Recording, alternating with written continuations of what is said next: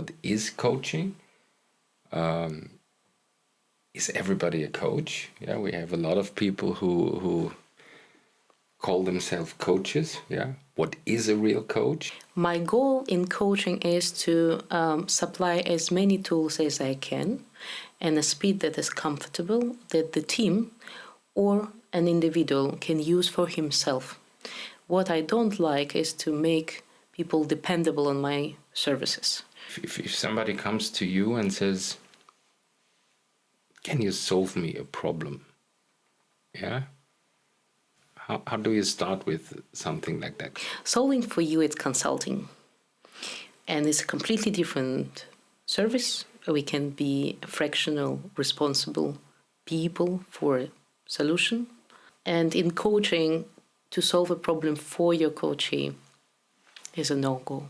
This is Where We Left Off, the podcast for founders, operators, and leaders building in a technology-driven world. Clear thinking, real consequences, no theater. Hi, Elmar. Hi, Marianna. We welcome you to our podcast, Where We Left Off. And today we changed the roles. Yeah, I'm the one who is asking the questions and Marianna will answer it. The issue that we are talking about is coaching. Coaching in general. What is coaching? Is everybody a coach? Yeah, we have a lot of people who call themselves coaches. Yeah, what is a real coach, and how can we become a coach? And there I'm just meeting my first question. Marianna, you are a coach, yeah? And what makes you a coach? It's a great question. As you say, today you see many people calling themselves coach, and there are also many courses, sometimes even for free.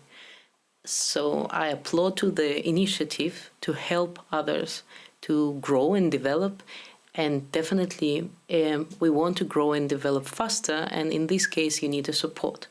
So coach, same as in sports, helps you to achieve your goals, gives you a new perspective, and shares with you tools that maybe you don't know because you are in your own perspective and you can't see other tools. Or maybe you are skeptical about them, or maybe you never heard about them. So this perspective of another person helps. You can ask me, why don't you go to a friend?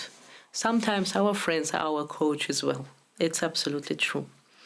In my perspective, coaching is an education.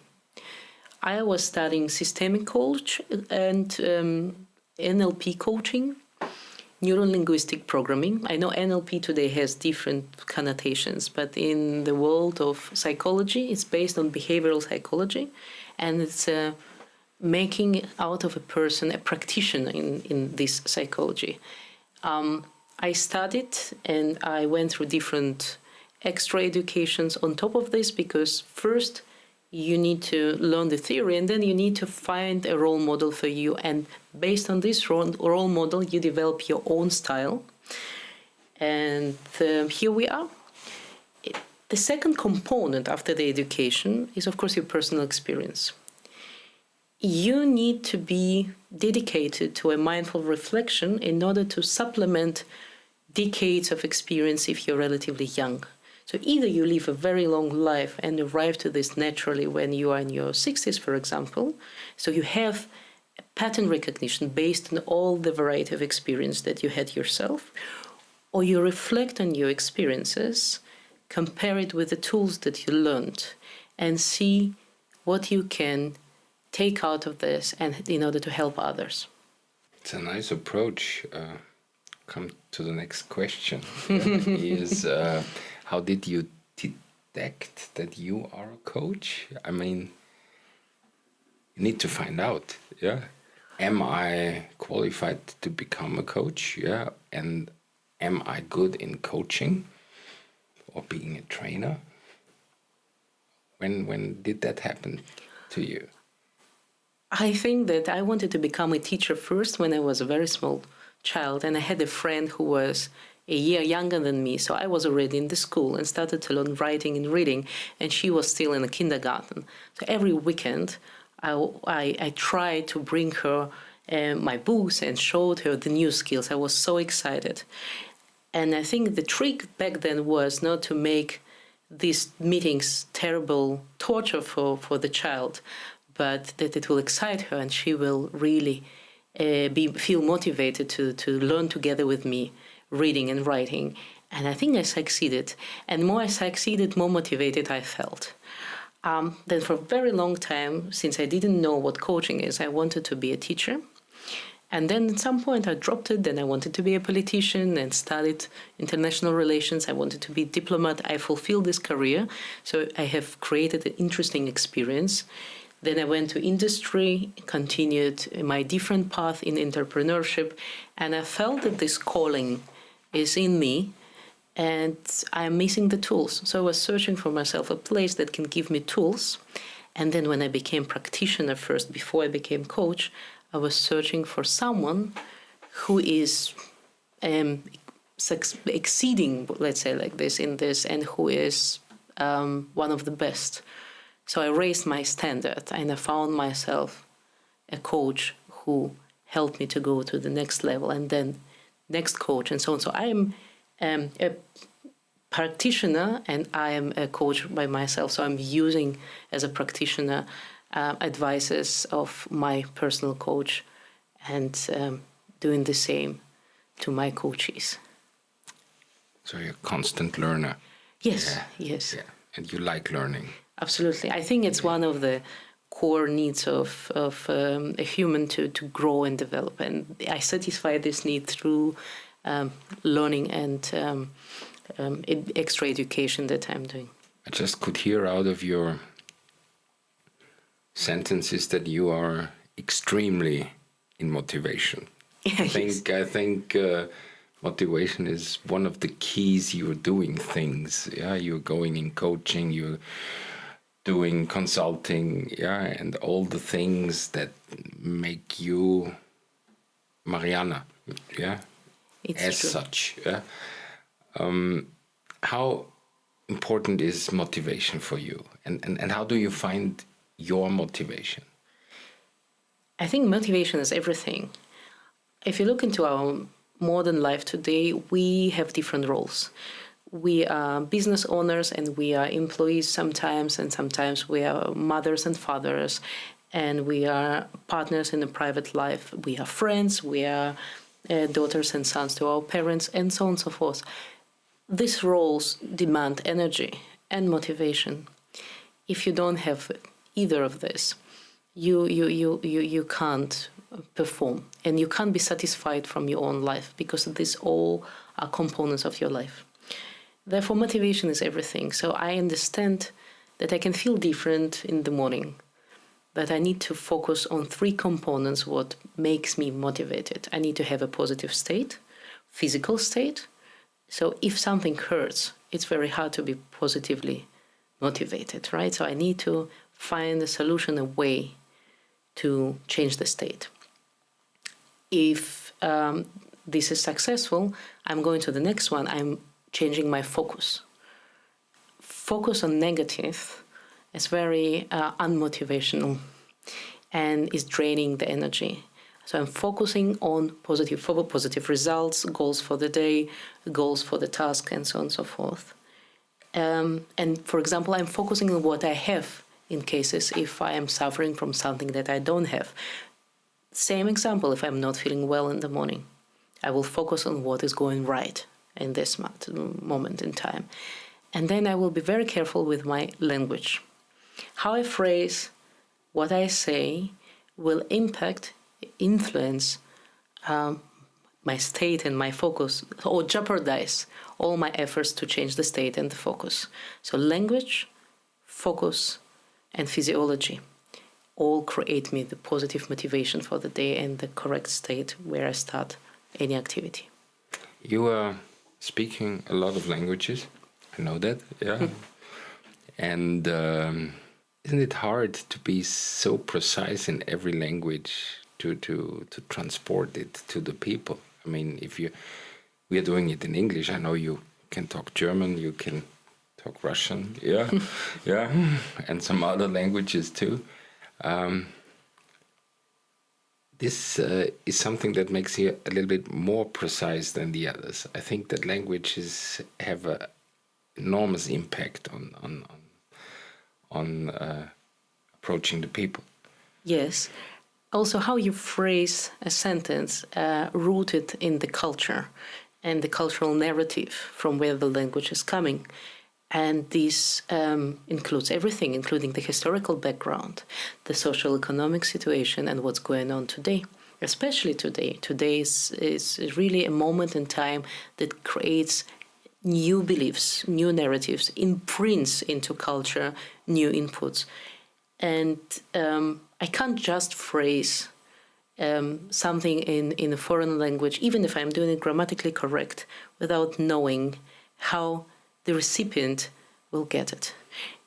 And even here, Elmar, I need to tell you that it's only 20% of success.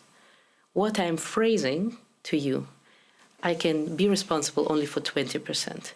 80% is on you. In which state are you? How focused you are on me? And what is your cultural background? So I can do my maximum, and still here it's a work for two of us in communication, right? So the same as in coaching.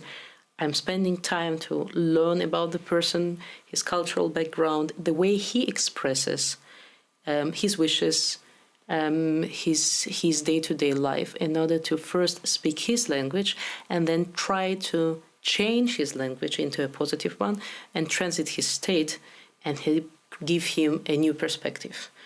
It's a challenging task even for me that speaks multiple languages each time, to immerse myself into new situation, case by case, story by story. So yes, language is a part of the deal, but the whole cultural package is probably the real task here to be recognized. What is the benefit of people that are coached by you? Yeah, I mean, it's everybody is expecting something. Yeah? Right. So he comes to you and says, Marianna, I want to have a coaching. What are these first steps that this person has to do? I think there has to be done a pre-work, I think. Right. Yeah. And do you have a setup there, or how does that work? Just describe it a little bit. Yeah. So, same as in matchmaking, I am not a pair of everyone. So you need to be a good fit for me, and I need to be a good fit for you. And we will have absolutely free of any charge discussion and talk. It will be a common talk about anything you want. If you want to share what exactly brings you to this decision to start with coaching in your life, we will discuss this as well. What I will be also telling, that in my decision making till today, I have chosen a style that is no sugarcoating. I can be soft to a certain degree, but I will share my opinion, and it will be only my opinion, how I see the picture. I know that some choose a different style, being always very embracing the situation and saying, you did it great, you did it so good. But we need to look into different alternatives, on some other possibilities. I would rather like to bring you to evaluation of your actions by yourself without sugarcoating. So being very pragmatic.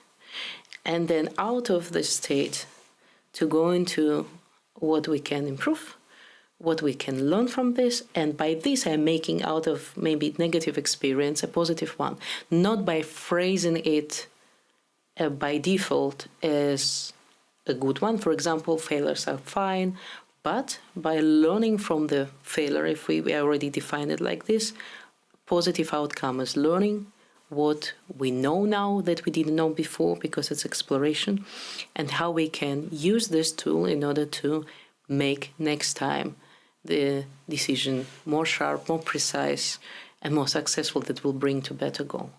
I'm trying to give you a very long answer to a simple question, potentially, because I'm trying to be careful with the language, because I said it's important.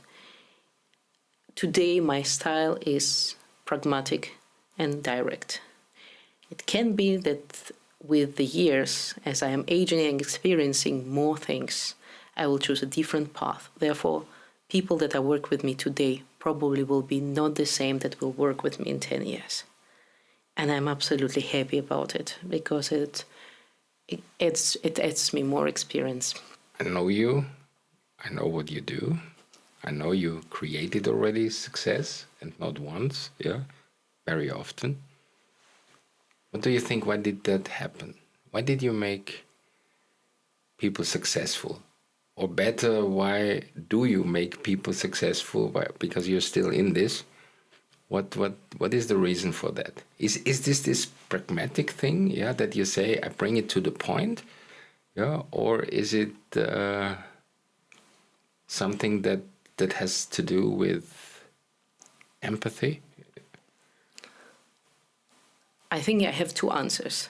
One's the personal experience, and I know that pain of regret is temporary in case if you really didn't want something, but if you wanted to achieve something, the pain of regret is permanent. If you gave up on something, for example, a dream that you really, really wanted, you might not forgive yourself for doing this. And if you look backwards, once it's achieved, you will see that the pain and the suffer of immersing yourself into the solution of the situation or achieving of this goal was temporary, and it's nothing in comparing to the feeling of success. And the second thing is, it's my belief, personal. I believe that if you can't, you must. I am a strong believer in a full spectrum of experience within one human life. From a basic reason, no one came back from there and told that there is a second chance. We are given this life to fulfill our dreams, and the main goal of this life, in my belief, is to be happy. And I saw that being happy you can only when you do it for yourself, by yourself. No one can make you happy.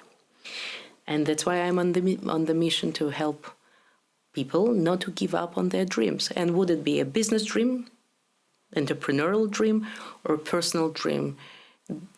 The tools are similar, even the same, and the strategy is the same, not to give up. Which attitude do you create with the people you're coaching? I mean, it's extremely important that the people want to achieve something, and you can carry that too. Mm-hmm. I mean, is it something that someone comes to you and says, I want the coaching, and you say, I do not feel the right energy, I say no? Yes, it can happen. Okay.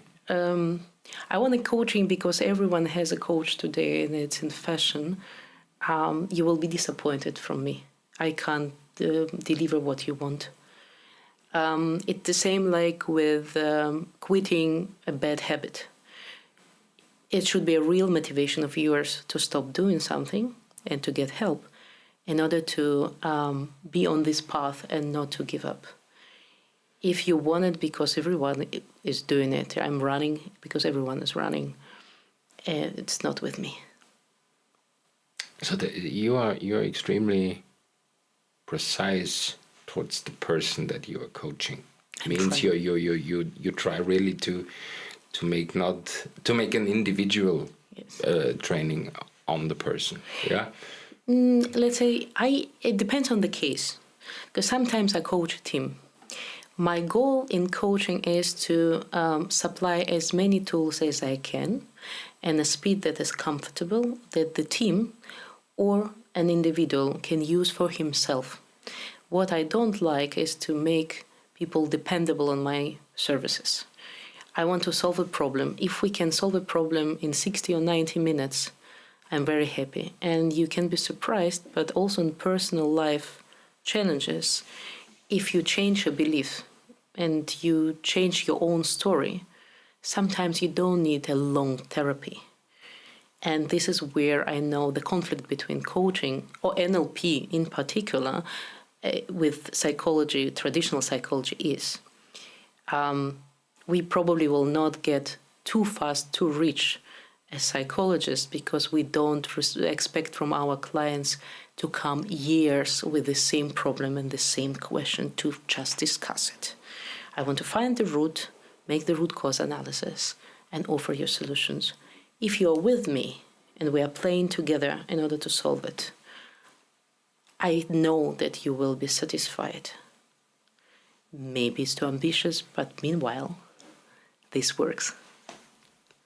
If somebody comes to you and says, can you solve me a problem? Yeah? How do you start with something like that? A lot of people are coming and say, hey, I have this case, yeah, I don't know how to handle it. Yeah, please help me to solve it. Yeah. Help me to solve or solve for you, it's two different stories. Yeah, I think that my thought is solving for you. Yeah. Solving for you, it's consulting. And it's a completely different service. We can be fractional responsible people for a solution. Like fractional C-suite, right? You're jumping into a company. You say, okay, you brought the company into the crisis. We're driving it out of the crisis. We can offer you a list of not to do. Or actually, our recommendation would be resign. Because if you brought the company to the crisis, probably you bring it again down there, right? But it's not on us today to discuss, right? And in coaching, to solve a problem for your coachee is a no-go. I can solve it with you. We can discuss it, analyze, find the root, and go through this process together, and I will be with you. Then later on, you can do the same process with other similar challenges by yourself. If you still feel that you need me again, we can do it again. But at some point, my goal is to make you completely independent from my services, that you can do it yourself. Pattern so recognition. You are the person who initiates that your client is solving afterwards the problem by himself. Think about coach in the sports team, right? He will not run and play football instead of the team players, right? He will show them how to do it, train them, show them the tricks, but they do the game. There I come to my next point. We in preparation of this, we just played a little bit with each other, and we came to this anchor, that you taught me. So you gave me a little bit of your consulting strategy, and I could handle it very well, and it felt very well for me. Just tell me something about this magic of an anchor, to have an anchor. If we look into any solution of any problem and then recognition of similar problems in order to use the same tool or similar tool, we're talking about pattern recognition. That's why I said experience over the lifetime help, because you see the same pattern coming again and again and again. And there is a very simple exercise that I can demonstrate right now on you. We don't need to immerse into this again very deep, but that everyone can see it. We definitely have some stories in our life that we don't want to think about them, but they are eating our energy. They are also source of lack of confidence, or even source of fear and anxiety. I can give you an example. Someone was screamed at by a boss some period of time and didn't respond well, felt completely embarrassed and red, and it's a terrible memory.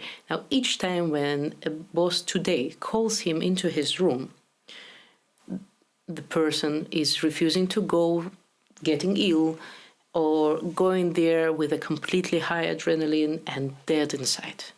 This is no way to operate, so we need to change it, right? So we need to come back to the previous story to recognize the pattern, why it's happening, what is the connection between the story happening 20 years ago and the situation today, and solving and breaking this chain.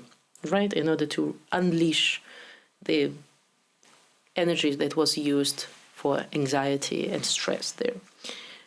With this, we're doing it with the same tool. We remember situations when we felt ourselves positive, recognized, on the top of the mountain.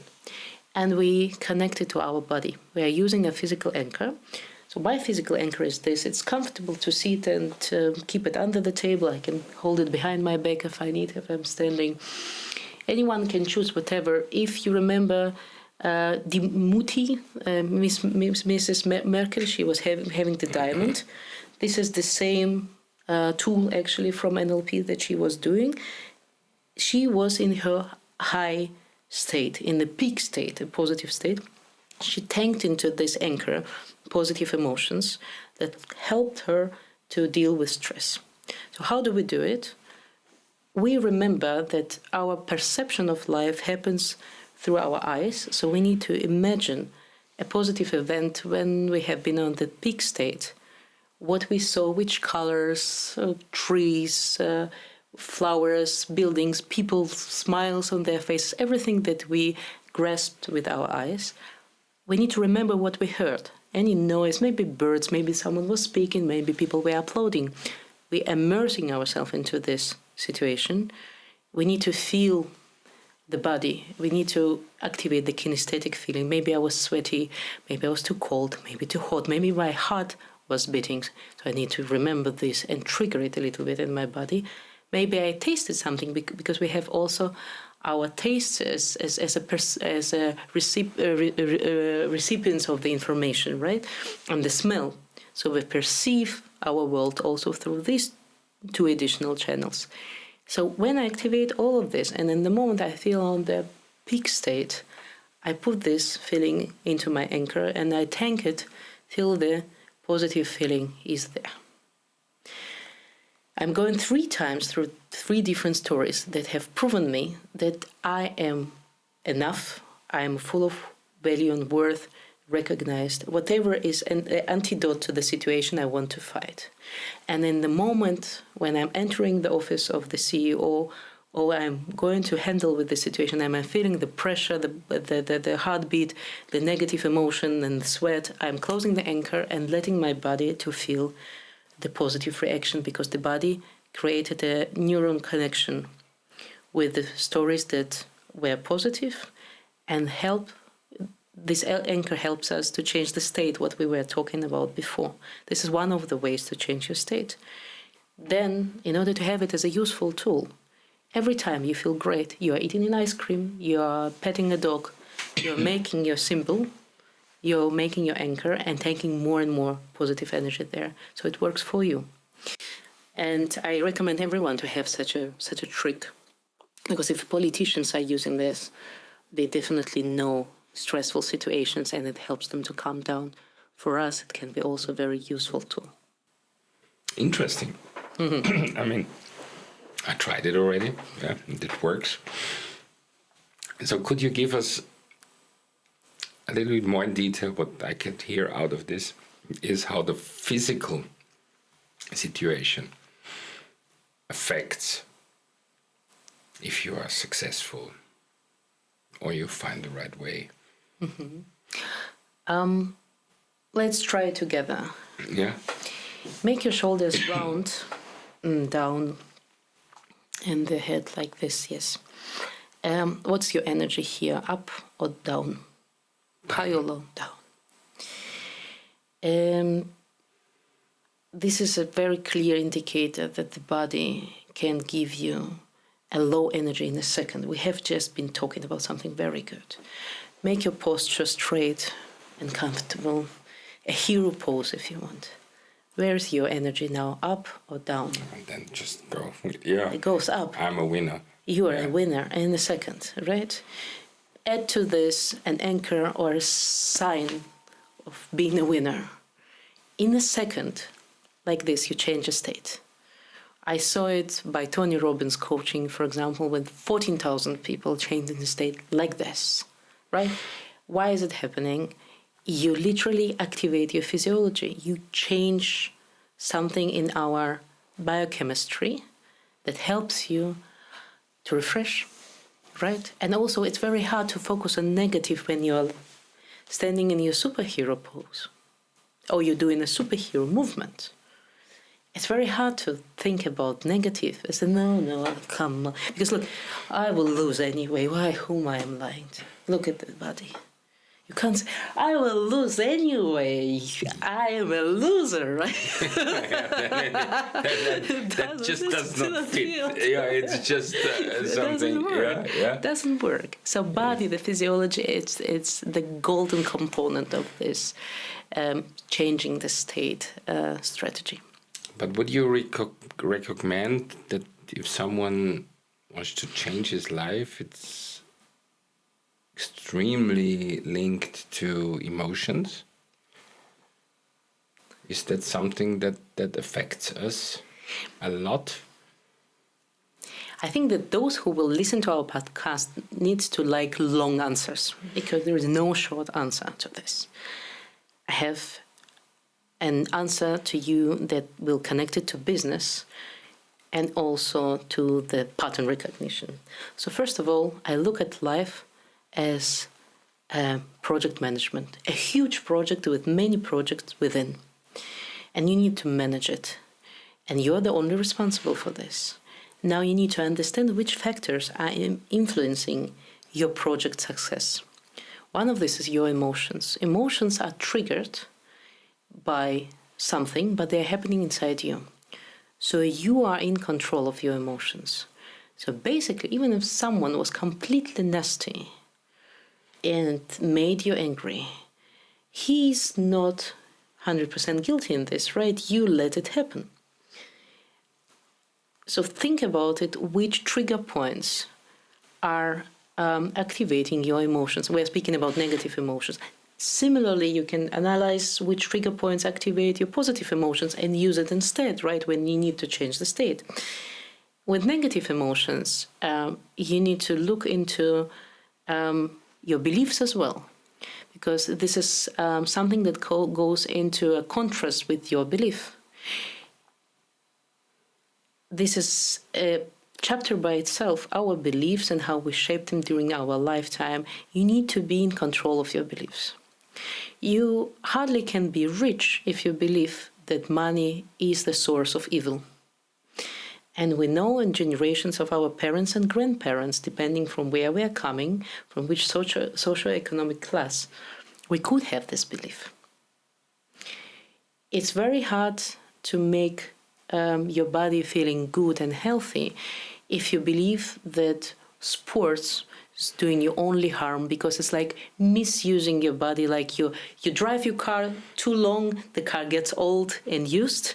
The same as with the body, you do the sports too much, you misuse your body. So better not to do any movement. If you have this belief, it's very hard to dream about the six-pack here, right? It's impossible. The same is about your food, the same is about your relationships, and so on and so forth.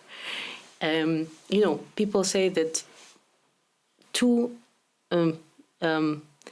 ill people, dependent people, they can't be happy together. They can't satisfy their needs by torturing each other, but happiness hardly will be there. So emotions is very much up to you, and this is the whole chapter where we can work on in the coaching, and you don't need psychology here on the level of a doctor or medicine, right? We can really look very pragmatic. What causes you to believe that this is what's happening right now? Then step by step, analyzing and going through the projects of your life, you can create the life you want. You need to know what you really want, and that you want this, and not your great-grandmother from the 3rd grade believed, and that's why you think that you want it, but actually something from the past that you pull through. It's about the pattern recognition, it's about the mindfulness, it's about approaching your life like to a project that must succeed. But you must be very humble with yourself, because every mistake we are doing, it's a learning process. It's great to fail in this sense, right? If I didn't succeed to manage my emotions, someone triggered at me something, and I succeeded to recognize it, it's a pattern recognition, so great. chances that I will fail again are lower now, right? If I'm mindfully responding to this. And I think once Tony told a story about his business negotiations that I loved the most. So he said that they have been in a business discussion, he and two partners of him, and the negotiation went went bad. It went south completely. So one partner of Tony was unbelievably angry. He was screaming and he was cursing and he was expressing all his emotions about the situation. And the second one was completely calm.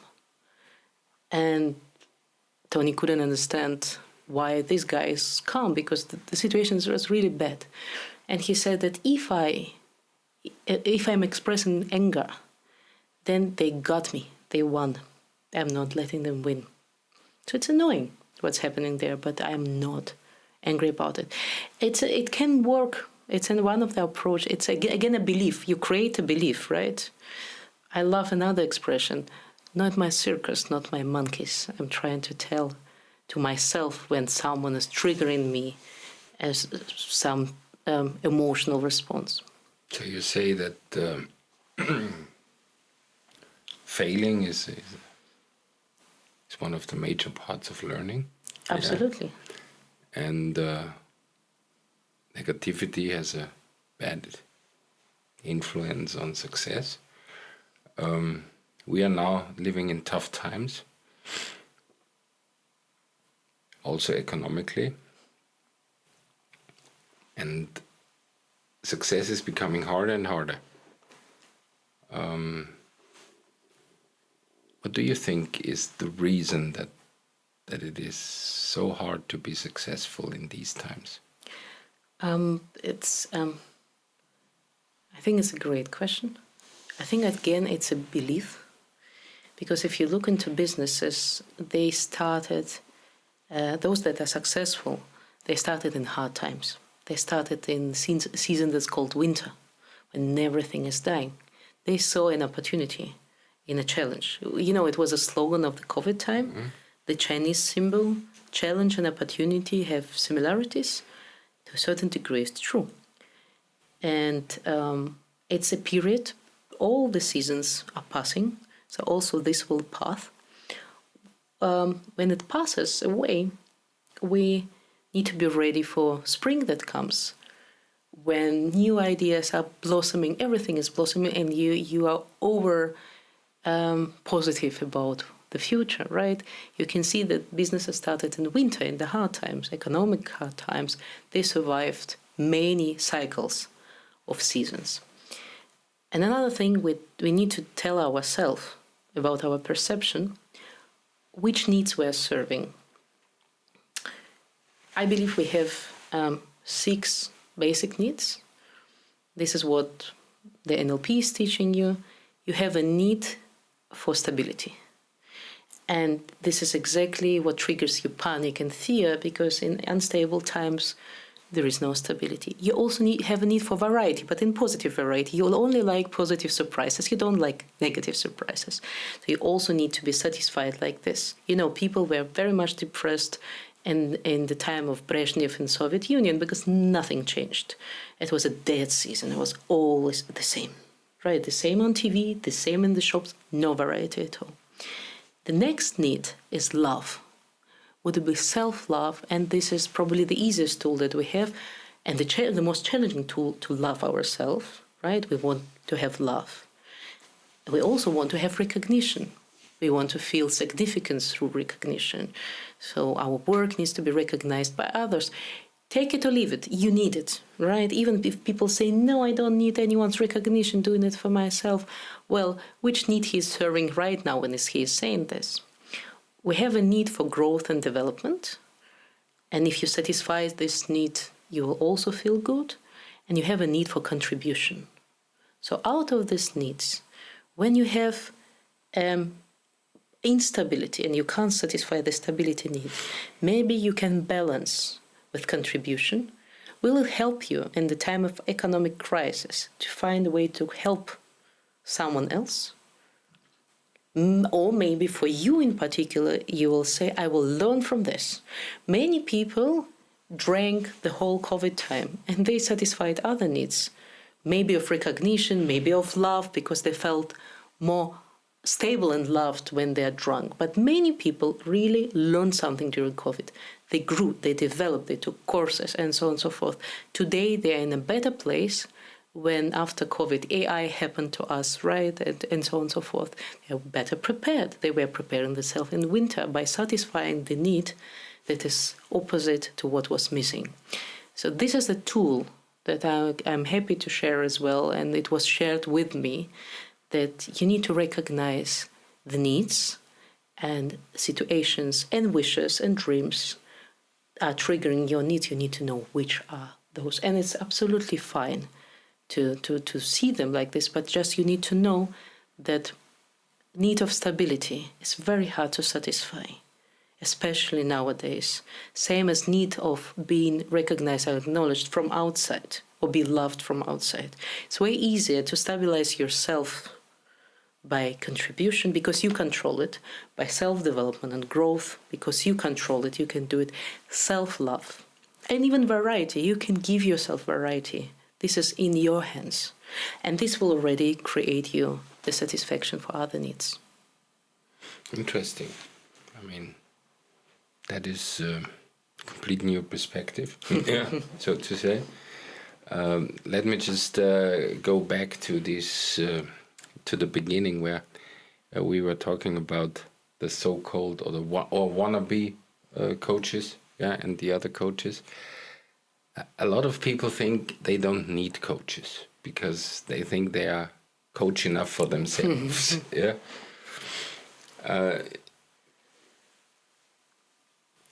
I for myself think you need always a coach, especially when you need another opinion for something. But what advice could you give someone who is thinking, should I take a coach? Should I not take a coach? In what sense do I need a coach? Yeah. If you would make a consulting on that, yeah, which is the right coach? How would that look like? I think it would be a great closing remark because maybe I will surprise you. I think it's a personal decision for everyone, but what should be practiced with or without coach is the number one skill for having a more balanced life. It's changing the perspective. This also helps you to recognize the pattern because you're looking from outside of your bubble. So you need to have the meta position when you are out of your business, out of your family. How you organize it for yourself. Would you go for one day to the mountains or go to a museum? You have artistic hours, sitting in your favorite cafe, eating your favorite cake. Do it, but change the perspective. You are not allowed to work on what you were working before. You need the fresh side. Inspiration if you want. And I will finish with a joke. In a family of many kids, mom was doing everything. She was cleaning and educating and doing everything possible. But one day, half a day till noon, she was closing herself in the room and no one could get in. But once she forgot to lock the door, the kids rushed into the room and saw mother laying with a cucumber mask on the sofa, watching Sex in the City and eating chocolate candies non-stop. I said, Mama, what are you doing? How could you? We were worried. And she said, go out and close the door. I'm making for you a happy mother. That is a nice one. That is a nice one. Change the perspective. Get out of your bubble. So when we continue on this sports thing that we just mentioned before, yeah, when you see, for example, Formula One, yeah, Toto Wolff, who is now head of Mercedes-Benz, was an average race driver, yeah, but is now extremely successful as a team leader, team principal, as it is called in the Formula One, and we have a lot of experienced coaches, trainers in sports that came out of a average sport career. Yeah, they did not really reach the highest level. Why did that happen, in your opinion? Why can an average sportsman or sportswoman yeah, become such a successful coach? I need to give you a big compliment because I see how you do the circle and we are coming to the end with the same question, right? Yeah. How to become a good coach and why average players can be excellent coaches. When you are a player in a team or in any sports, doesn't matter, you collect this experience of failures and successes. You know the price of success. You know how hard it is. And even if you yourself didn't get to the peak, you know the steps in between. What we need here, the seasoning of pattern recognition, mindfulness, and if you want to coach a team afterwards, you need to have humbleness and empathy to other people, right? To recognize yourself in them in order to help them to grow. So an average sportsman can become an excellent coach in order to grow out of average sportsman, great Olympic players or Formula One team principles. I learned it. Thank you so much, Elmar. This was so exciting. Thank you, Marianna. I hope you all enjoyed it. We are looking forward that we can make another podcast for you. We do it always by incident. We just discuss with each other to find a new theme, a new issue on that. And we wish you a nice morning, evening, midday, whatever it was. Yeah. Thank you. This is where we leave it until we pick up where we left off. If this episode challenged your thinking, share it with someone building something that matters. Follow the show and subscribe to stay ahead of what is coming next. Where We Left Off is produced by Precepts, executive advisory for organizations where growth has created friction, misalignment, or stalled decision-making. All rights reserved.